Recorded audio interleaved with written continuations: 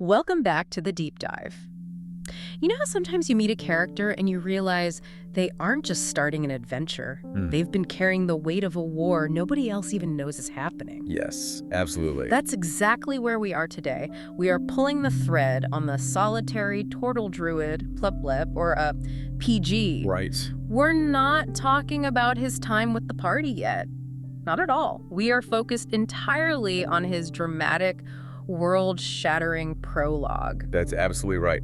Our sources for this deep dive are intensely focused on his origins. Yeah. You know, his emotional state, the cataclysm that drove him from his home, and just the complex, conflicting layers of duty pulling him toward the city of Waterdeep. It's a study in pre-existing conflict. It is.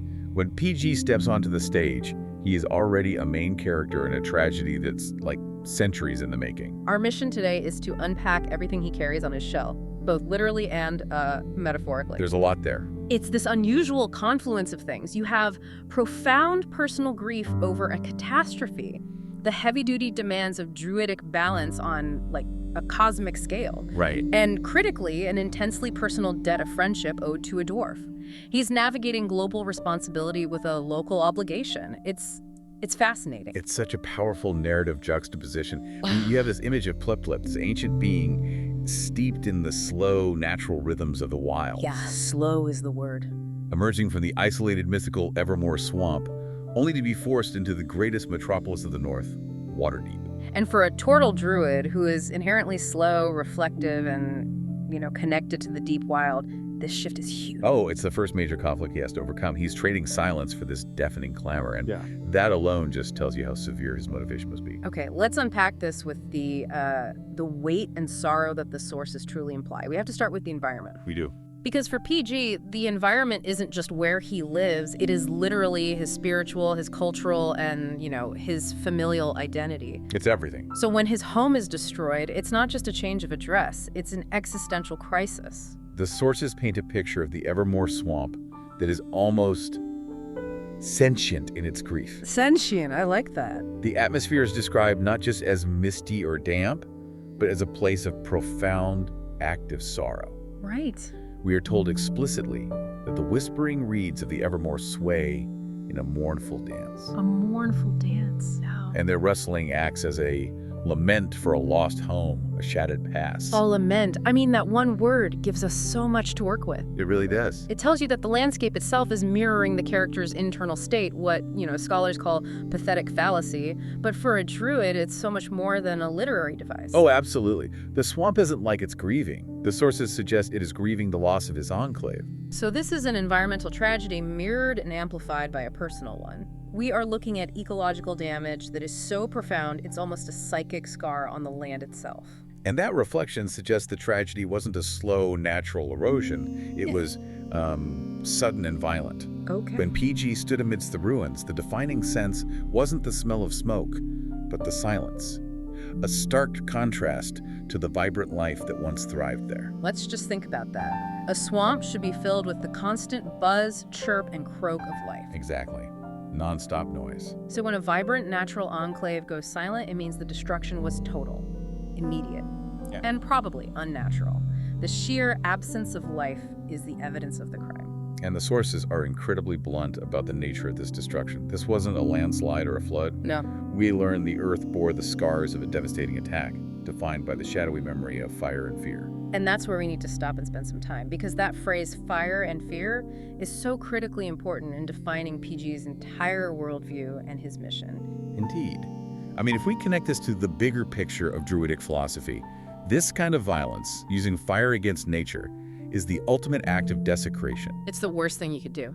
A druid's purpose is deep stewardship and the preservation of sacred ground. So to lose their home to an enemy defined by fire and fear is not just personal loss. It's cultural annihilation. It is. Fire represents unchecked consumption, destruction without growth, and fear is the weaponization of terror against a community that's, dedicated to peaceful coexistence. But wait, if the sources are so clear that the attack was defined by that primal level of destruction, fire and fear, doesn't that warrant a primal response? I think so. We know PG is a druid, and presumably a powerful one. Is he truly capable of prioritizing cosmic balance over raw vengeance? Or is that just the spiritual mandate the sources want us to believe, forcing him to rise above his trauma? That is a fascinating conflict because the answer lies in who immediately intervened, the swamp spirits. Yeah. He doesn't just sit in the ruins and grieve. We learn his only companions in this solitude are the spirits of the swamp itself, and they immediately set the thematic mission. They guide his reaction. They steer him away from simple revenge. Exactly. So the spirits are the crucial voice of reason. They whisper of imbalance and a desperate need for restoration. Right. This transforms Plepschlep's initial response from, a personal desire to punish the culprits to a mandate to heal the world. Yes. His mission becomes cosmic restoration, not just vengeance against whoever brought the fire. And this mission was set long before Gundren Rockseeker ever entered the picture. You know, we should probably contextualize the term Circle of the Moon briefly here because the sources really imply a connection to that more aggressive, transformation-focused path. That's a great point. When we talk about restoration, especially in the context of fire and annihilation, it doesn't mean slow gardening. No. It implies a druid focused on raw, wild power, often dedicated to protecting the wildlands aggressively. The spirits aren't asking PG for patience or slow healing. They're asking for action. Aggressive action. To reclaim balance. And that requires him to step out of the swamp. That spiritual guidance transforms his flight from a simple escape into a pilgrimage for ecological and spiritual repair. Right. It's an immediate, massive, emotional and physical burden. I mean, he is carrying the psychic weight of the whole grieving swamp on his shell. Imagine the psychic noise, the collective sorrow, the constant whisper of the spirits demanding immediate, powerful intervention. It's the ultimate burden. When the natural world is wounded, the druid doesn't just observe the wound, they feel it. You feel it. And the spirits confirm that the only path back to homeostasis requires aggressive external action, finding the source of the chaos and removing it. PG's internal GPS is already tuned to chaos level 10 when the physical adventure begins. This also tells you something about the power of the original Enclave, doesn't it? It does. For the loss to resonate so deeply through the very ecology, the Enclave must have been a powerful focal point of natural energy, making its destruction even more horrifying in its scope. It wasn't just a village. It was a sanctuary of massive spiritual significance, and now PG is the sole guardian of its memory and the agent of its restoration. So PG doesn't leave the swamp empty-handed or empty-shelled. He carries a tangible, heartbreaking clue that is the source of his most immediate personal grief. Yes. It's a broken piece of tortoiseshell clutched tightly in his hand. That small, broken piece of shell is the relic of his most profound personal tragedy. It's a constant reminder. A constant, visceral reminder of the beloved dragon turtle, which was stolen away by forces unknown.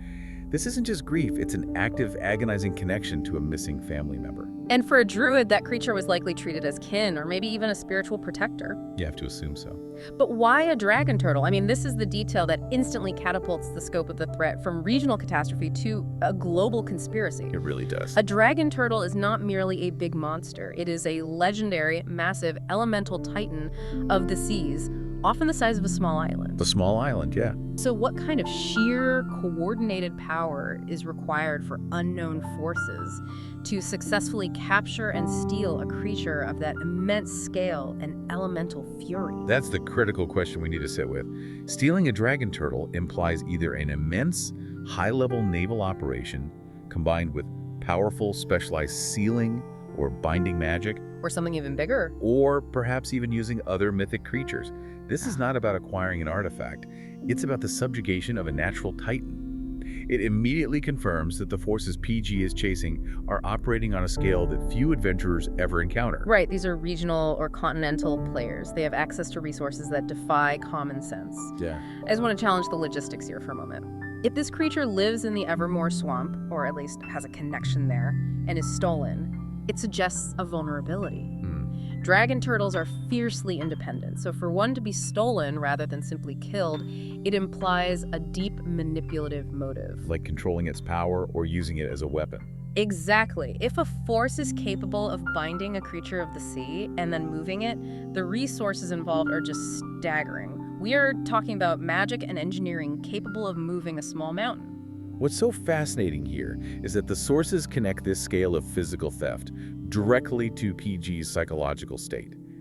The trauma is immense. Okay. The sources detail how visions of a tormented dragon turtle plagued his dreams, haunting his waking moments. So it's not just the memory of the creature that haunts him. No. It's the constant, agonizing sense that it is actively suffering right now, wherever it is being held captive. That is the pivotal context. His personal loss is amplified because the creature itself, a massive, living piece of the world's ecosystem, is in continuous distress. Right, and that urgency transforms his quest from merely tracking down culprits to a high-stakes, time-sensitive rescue mission. It's the difference between seeking justice for a theft and attempting to save a tortured family member before it's too late. The dragon turtle's suffering fuels his physical movement towards civilization. And this leads us right back to the external threat that the sources identify, tying together the fire, the fear, and the theft. Yes, the big one. PG was aware of the growing threat of the dragon cultists lurking in the shadows. There it is. This sets up the ultimate crucial mystery right at the start of his journey. We have a devastated, fire-scarred druidic enclave, a missing mythological creature, and a known, highly organized threat obsessed with draconic power. No.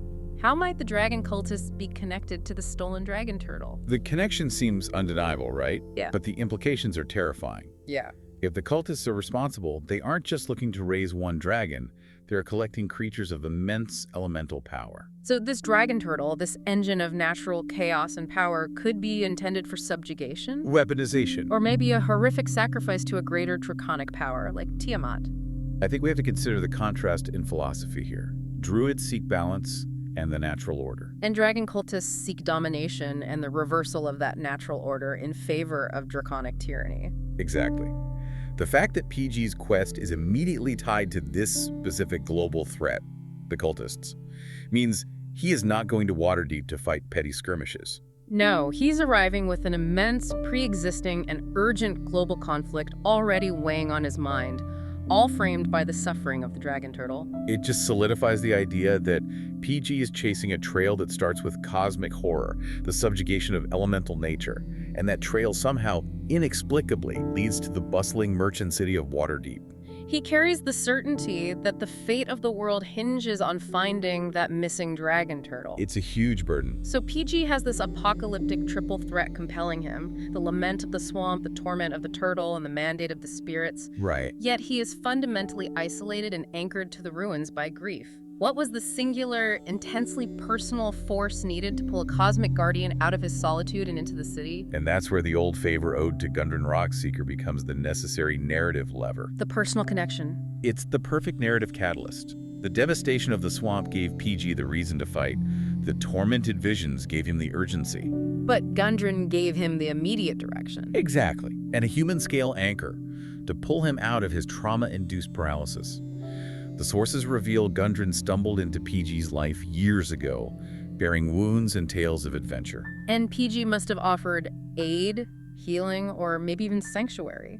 And that act of kindness created a bond that overrides his existential crisis. The debt is described as a debt of gratitude and a bond of friendship. That history highlights PG's profound loyalty and deeply honorable nature.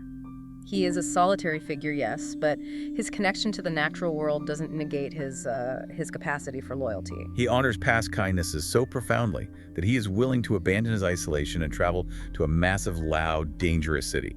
The magnitude of that sacrifice cannot be overstated. He is trading the quiet spiritual existence in the swamp ruins for the bustling city of Waterdeep. And for a tortle druid steeped in natural rhythm who likely sees civilization as inherently unbalanced and loud. Leaving the quiet of the wilds for the chaos of the city is an immense, agonizing decision. It is only undertaken because of that heavy, intensely personal debt.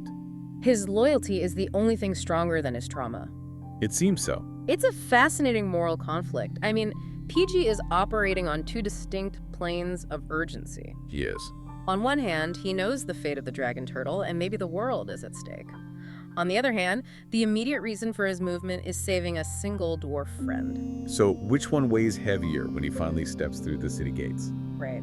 Does he tell Gundren, "I'm here to save you," or "I'm here because your problem might intersect with my world-ending problem"? I believe the sources suggest they merge. Gundren's call is the immediate, localized, tangible action item. It gives purpose to his movement. It translates the abstract mandate of the spirits into a concrete task. The sources are careful to ensure that PG is motivated by personal connection, making him instantly relatable rather than just an agent of cosmic destiny. He's saving his friend and the world. And along this immensely lonely journey, traveling alone from the desolate swamp to the distant metropolis, the sources give us a crucial humanizing connection that stabilizes him right before he hits the city wall. He encounters Redith. Redith, a fellow druid. This is such a vital psychological bridge. It really is. Think about PG leaving a place of total annihilation, carrying the grief of a landscape and the suffering of a titan. Finding Redith isn't just camaraderie. No, it's a profound moment of validation. Redith shares a meal and a moment of camaraderie, offering guidance and a sense of shared purpose. It grounds Plepgalip's journey in the wider functional world of druidic connection. For someone whose entire personal worldview is just shattered, meeting another druid confirms that the natural order is wounded, yes, but not extinct. Right. The fight is bigger than himself, and more importantly, he is not the sole survivor or the only one who cares. It shifts his internal narrative from, I must save everything alone, as the last guardian, to, I am an active agent of restoration in a world that still has allies. exactly. That sense of shared purpose is so critical for someone emerging from such profound isolation and trauma. It gives him the necessary mental fortitude to face the city, knowing the fight for balance extends far beyond the ruined Evermore Swamp. Redith acts as a final spiritual refueling station before the main event. So Pliplep now begins the final leg of his journey toward Waterdeep. He's carrying an astonishing amount of emotional and narrative weight. Yeah. Let's just synthesize that baggage because it informs every action he is about to take upon arrival. It is truly a triple burden, layered with expectation. First, the hopes of a forgotten, ruined people. The spiritual expectation of the destroyed enclave and the weight of the mournful swamp. Okay, one. Second, the tangible, agonizing weight of a stolen treasure. The dragon turtle and the urgent, time-sensitive need to stop its torment. Two. And third, the unwavering cosmic determination to restore balance to a world teetering on the brink of chaos. That last phrase, sourced directly from the text, confirms that PG views his adventure as potentially apocalyptic in scale. He's not just looking for a lost friend. No. He is looking for the epicenter of the chaos that is destroying the world, and he has reason to believe Gundren's local problem is the keyhole to unlock his global problem. And the city represents the opposite of everything he is, the ultimate unnatural environment. And the arrival description is just fantastic, sustained drama. The sources say the towering walls of Waterdeep loomed through the driving rain. And then this incredible symbolic detail, a storm of epic proportions raged around the city. This is not just inconvenient weather. Not at all. We have to discuss the storm not as coincidence, but as metaphor. It's a literal manifestation of the elemental chaos PG is carrying and sensing. It mirrors the impending collapse he feels he must face. Yeah. The nature he swore to protect is physically manifesting its distress around him. He is literally bringing the chaos of the natural world, symbolized by the hurricane, right to the doorstep of civilization. Exactly. His entry into Waterdeep is less of a quiet arrival and more of a seismic event. The storm rages externally, reflecting the internal turmoil PG has wrestled with since the destruction of his home and the constant tormenting visions of the dragon turtle. He is walking through a physical, elemental reflection of his own destiny. And the sensory shift is immense. He's emerging from the stillness and the slow rhythms of the swamp, where the silence spoke volumes. Into a city where the whispers of the swamp would merge with the clamor of civilization. Right.